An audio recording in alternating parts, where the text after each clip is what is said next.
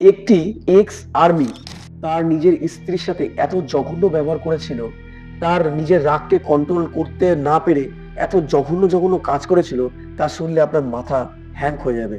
সে তার স্ত্রীকে শুধু হত্যাই করেনি, তাকে মানে টুকরো টুকরো করে কেটে প্রেসার কুকারে সেদ্ধ করে ফেলে দেয়।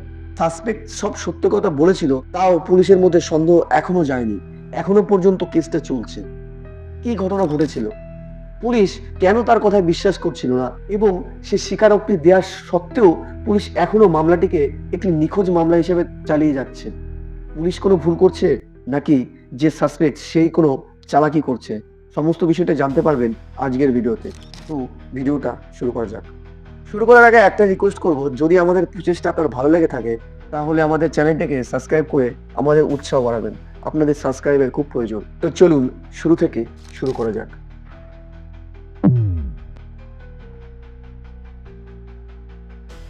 16 জানুয়ারি 2025 এই বছরেরই ঘটনা। তেলেঙ্গানার রাজধানী হায়দ্রাবাদের একটি বাড়ি থেকে 35 বছর বয়সী মাধবী নিখোঁজ হয়ে যায়। মাধবী মূলত অন্ধ্রপ্রদেশের অন্দালের বাসিন্দা ছিল। তবে এই ঘটনার 13 বছর পূর্বে 2012 সালে তার বিয়ে হয় গুরুমূর্তি নামে এক লোকের সাথে। গুরুমূর্তি অন্ধ্রপ্রদেশেই থাকতো। 2020 সালে সে রিটায়ার্ড হয়ে যায় এবং পাশে একটি কোম্পানিতে সে সিকিউরিটির কাজ করত। অবসর নেওয়ার পর সে তার স্ত্রী এবং 2 সন্তানদের নিয়ে হায়দ্রাবাদে খুব সুখে শান্তিতে দিন কাটাচ্ছিল। মাধবী ও গুরুমূর্তির 2টি সন্তান ছিল, মানে মোটামুটি দেখলে বোঝা যাবে যে তারা খুব সুখেই সংসার করছিল। কিন্তু সবকিছু ঠিক থাকা সত্ত্বেও 16 জানুয়ারি সে নিজের বাড়ি থেকে নিখোঁজ হয়ে যায়। সাধারণত মাধবী নিয়মিত তার পরিবার, মানে তার বাপের বাড়ির পরিবারের সাথে ফোনে কন্ট্যাক্ট করত, নিয়মিত তার মা বাবাকে কল করত। কিন্তু 16 জানুয়ারির পর থেকে তার মোবাইল ফোন সুইচ অফ হয়ে যায়। মাধবীর মা বাবা তার খবর নেওয়ার জন্য উদ্বিগ্ন হয়ে পড়ে।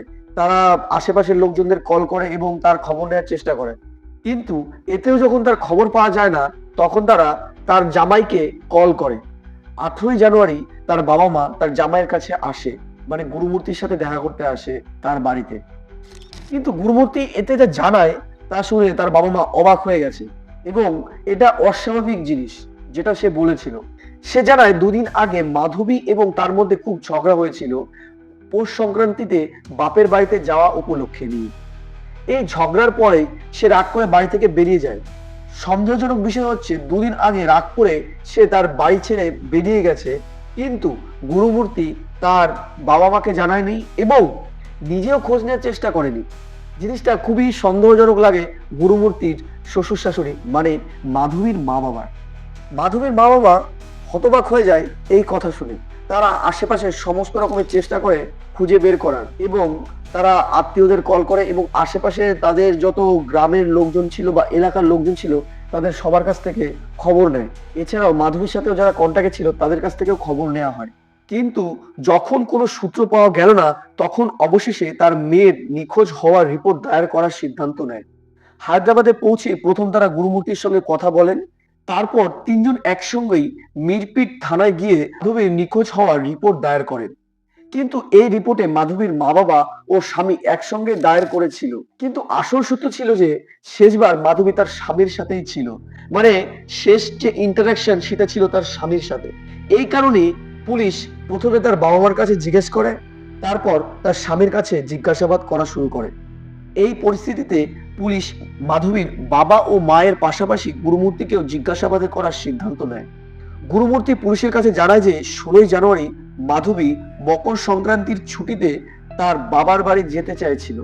সাধারণত মকর সংক্রান্তি 14 জানুয়ারি উদযাপিত হয়, তবে দক্ষিণ ভারতে এই উৎসব পেঙ্গাল হিসেবে কয়েকদিন ধরে পালিত হয়।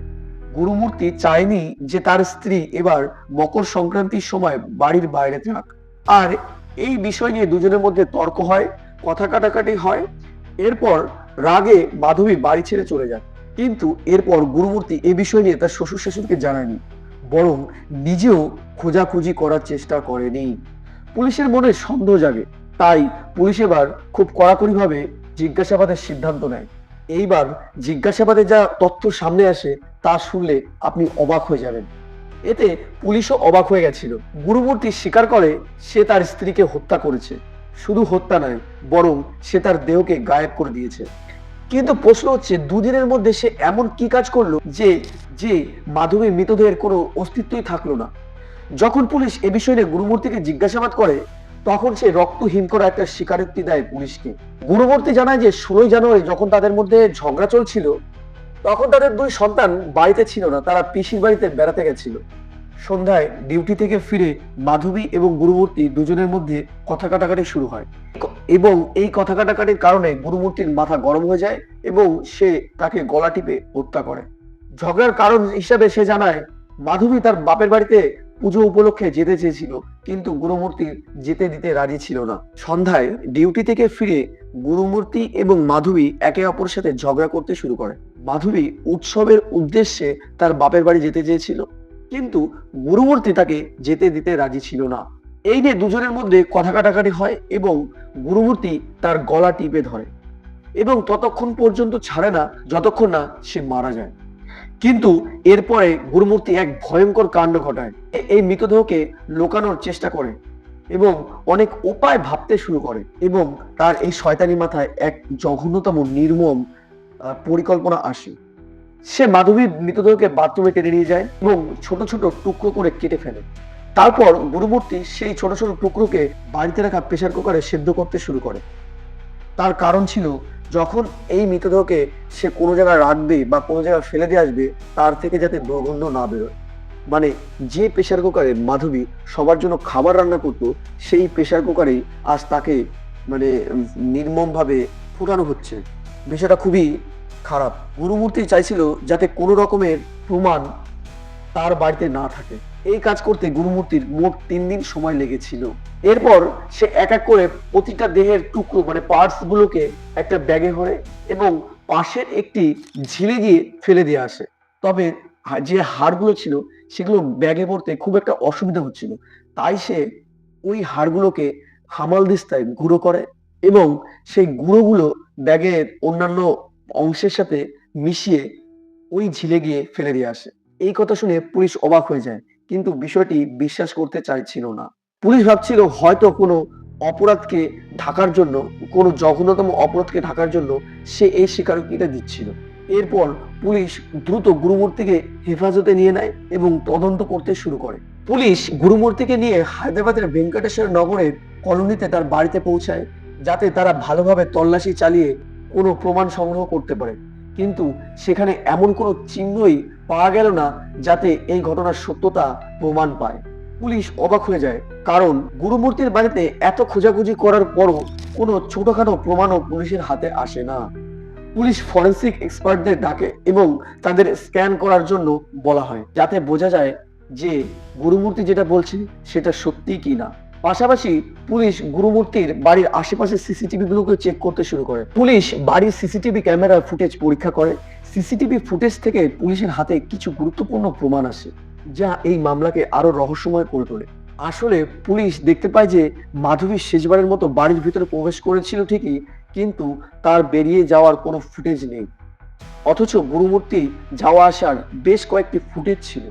এর ফলে গুরুমূর্তির দেওয়ার বয়ানের সত্যতা আরো জোরালো হয়ে ওঠে। পুলিশ এরপর হায়দ্রাবাদের ওই ঝিলের অনুসন্ধান চালায় যেখানে গুরুমূর্তি দাবি করেছিল যে সে মাধব দেহাংশ ফেলেছিল, কিন্তু সেখানে কোনো মানব দেহের অংশ পাওয়া যায়নি যা মাধবীর খুনির সঙ্গে যুক্ত হতে পারে। কিন্তু কিছু লোক আশঙ্কা করে যে হয়তো গুরুমূর্তি এই দেহের ব্যাগগুলো মাঝখানে ফেলেছে, যার কারণে জলের কোনো প্রাণী বা মাছ এগুলোকে খেয়ে ফেলেছে। এটি সাম্প্রতিক সময়ে চলা সবচেয়ে চাঞ্চল্যকর এবং অন্যতম একটি কেস যেখানে পুলিশের হেফাজতে আসামি রয়েছে। সে সবকিছু স্বীকার করেছে কিন্তু এই খুনের কোনো প্রমাণ পাওয়া যায়নি। তাই যতক্ষণ না পর্যন্ত এই কেসের কোনো সঠিক বা স্ট্রং এভিডেন্স না পাওয়া যাচ্ছে ততক্ষণ না পর্যন্ত পুলিশ এটিকে একটি নিখোঁজ মামলা হিসেবে রেখেছিল। তদন্তকারী পুলিশের মতে এখনো পর্যন্ত সমস্ত প্রমাণ গুরুমূর্তির স্বীকারোক্তির দিকেই ইঙ্গিত করছিল, কিন্তু গুরুমূর্তির বিরুদ্ধে সরাসরি কোনো কঠিন প্রমাণ না পাওয়া গেলেও পরিস্থিতিগত প্রমাণ দেখে পুলিশ নিশ্চিত ছিল যে সে মিথ্যে বলছে না এবং সত্যিই নিজের স্ত্রী মাধবীকে খুন করেছে। তবে এটি কোনো হঠাৎ ঘটে যাওয়া ঘটনা হতে পারে না। পুলিশের জিজ্ঞাসাবাদে একটি গুরুত্বপূর্ণ তথ্য সামনে আসে। আসলে গ্রেপ্তারের পর গুরুমূর্তি প্রথমে বলেছিল যে সে রাগের মাথায় মাধবীকে খুন করেছে, কিন্তু তদন্তের পর পুলিশ এই সিদ্ধান্তে পৌঁছায় যে এটি কোনো হঠাৎ করে ঘটে যাওয়া খুন নয়, বরং এটি ছিল একটি সুপরিকল্পিত হত্যাকাণ্ড, যার কারণে মাধবীকে খুন করার পর গুরুমূর্তি 2 দিন ধরে তার দেহকে টুকরো টুকরো করে কাটছিল এবং তারপর সে ঘরের কাছে একটি জলাশয়ে ফেলে দিয়ে আসতো। এখন পুলিশ ফরেনসিক বিশেষজ্ঞদের সাহায্যে হত্যাকাণ্ড শুরু থেকে হত্যাকাণ্ডের শেষ পর্যন্ত, মানে ঘরের মধ্যে বসে যে লাশকে কাটা বা তাকে প্রেসার কুকারে সেদ্ধ করা এবং তাকে জলাশয়ে ফেলা পর্যন্ত সমস্ত বিষয়টি ফরেনসিক ডিপার্টমেন্ট দেখছে। তবে এখনো পর্যন্ত পুলিশের কাছে কোনো স্ট্রং এভিডেন্স নেই। শুধু গুরুমূর্তির একটি সাক্ষ্য আছে, যা পুলিশের পাশাপাশি সবার মনেই একটি প্রশ্ন তৈরি করে রেখেছে। এই কারণে পুলিশ এখনো এটিকে একটি নিখোঁজ মামলা হিসেবে রেজিস্টার করে রেখেছে। যদি গুরুমূর্তির বর্ণনা সত্যি প্রমাণ হয়, তাহলে এটি একটি মর্মান্তিক ঘটনা হবে। বন্ধুরা, এই ঘটনার উদ্দেশ্য কাউকে দুঃখ দেওয়া না বা কারোর মনে কোনো হিংসা তৈরি করা না। আমরা আপনাদেরকে সচেতন করছি এবং বর্তমান জগতে ঘটে যাওয়া কিছু ঘটনার অভিজ্ঞতা প্রদান করার চেষ্টা করছি। এই ঘটনা সম্পর্কে আপনার কি মত? সত্যি কি গুরুমূর্তি তাকে হত্যা করেছিল, নাকি সে কোনো কঠিন সত্যকে লুকানোর চেষ্টা করছিল? এই ঘটনার আপডেট আপনারা এই চ্যানেলেই পেয়ে যাবেন, তাই চ্যানেলটিকে সাবস্ক্রাইব করতে ভুলবেন না এবং আমাদের প্রচেষ্টা যদি ভালো লাগে তাহলে লাইকটা করে যাবেন। তো দেখা হচ্ছে পরের ভিডিওতে। ভিডিওটা শেষ করার সাথে সাথে একটি বার্তা: সাবধানে থাকুন, সুস্থ থাকুন এবং সুরক্ষিত থাকুন এবং আমাদের উৎসাহ বাড়ান। ধন্যবাদ।